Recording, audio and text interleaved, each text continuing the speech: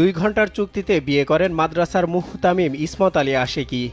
বিয়ের কিছুক্ষণ পর মসজিদের ভেতরে সিঁড়ির ওপরে ওই নারীর সঙ্গে সহবাসও করেন ইসমত আলী, যার পাহারাদার হিসেবে ছিলেন ওই মসজিদের ইমাম কফিল উদ্দিন।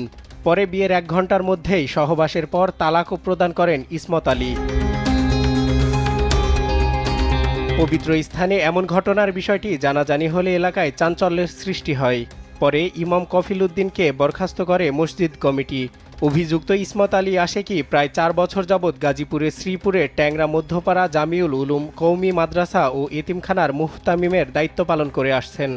আধা ঘন্টাতে তোরা কেন ইল্লার সিস্টেম করে তুই আকাম করস? সরজমিনে গেলে ঘটনার সত্যতা পাওয়া যায়। ভুক্তভোগী সূত্রে জানা যায়, নোয়াখালীর এক গৃহবধূকে ঝগড়াঝাটির পর তার স্বামী তাকে 3 তালাক প্রদান করেন। পরে ওই ব্যক্তির স্ত্রীকে চাচাতো ভাইয়ের নিকট গাজীপুরের শ্রীপুরে পাঠানো হয় বিজ্ঞ আলেমদের সঙ্গে পরামর্শ করার জন্য। পরবর্তীতে তালাকপ্রাপ্ত নারীকে মুহতামিম ইসমত আলী আশিকি হুজুরের কাছে নিয়ে আসেন তালাকের ফতোয়া জানার জন্য।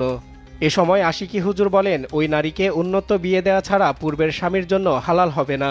আমি তো ওই জিনিসটা বুঝছি না যে একজন আলেম মানুষ, হে তো সবই বুঝে, সব জানে, আমি তো আর জানি না। হে জেনে শুনি কি আর হে ফাপ করব?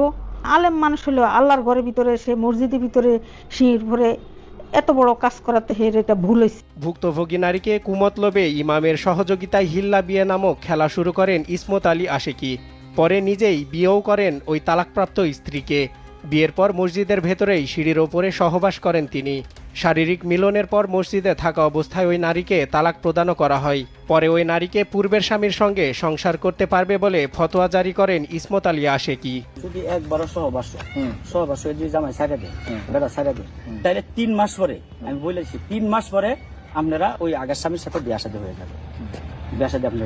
এইভাবেই হয়েছে। এ বিষয়ে অভিযুক্ত ইসমত আলী আশিকের কাছে জানতে চাইলে তিনি সম্পূর্ণরূপে অস্বীকার করে বলেন, আমার নিকট তারা এসেছিল, পরে অনুরোধ করলে আমি ওই নারীকে আরেকজনের মাধ্যমে হালাল করে দিয়েছি। কার সঙ্গে হালাল করা হয়েছিল এমন প্রশ্নের উত্তরে তিনি বলেন, ভুক্তভোগী ওই নারীর স্বামী বিস্তারিত শুনে আলেমদের সাথে পরামর্শ করলে জানতে পারে চুক্তিভিত্তিক